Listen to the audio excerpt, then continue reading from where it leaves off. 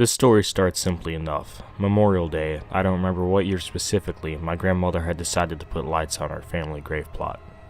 It was a Saturday, so my cousin and I had gone down to her house for the weekend. My grandma's the type of person who buys a lot of unreliable products from HSN and other as seen on TV type channels. So, not trusting that the lights worked properly, she decided to drive by a little church where the plot was located to make sure the lights had actually turned on.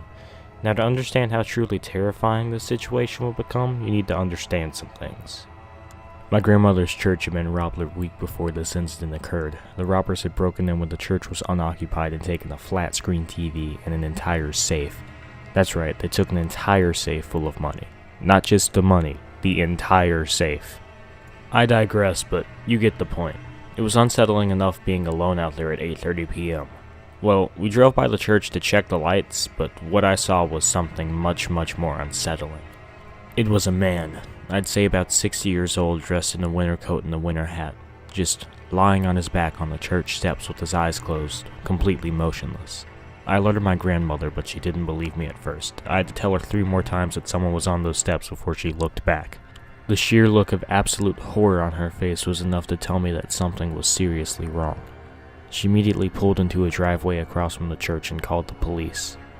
The sheer look of absolute horror on her face was enough to tell me that something was seriously wrong. She immediately pulled into a driveway across from the church and called the police. It took the police 15 minutes to get to the church. For those 15 minutes, we didn't take our eyes off of the man for fear that he would suddenly stand up and attempt to kill or harm us. Finally, about 3 minutes before the cops showed up, the man slowly got up. I was waiting for him to pull out a gun or a knife and charge us, but in retrospect, it was a very irrational fear.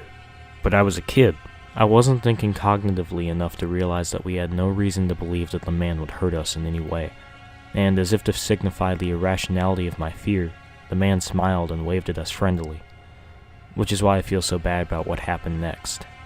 The cops got there and searched him. I guess they found drugs on him or a weapon of some sort because they immediately cuffed him and put him in the squad car. As the car sped off in the opposite direction, we caught one last glimpse of the man's head, and that was the last we ever saw of him. That night when we got back home, we quietly reflected on the possibility that the man truly could have been dangerous, and did have sinister intentions that night. Who knows? Maybe it was the lights that attracted him in the first place.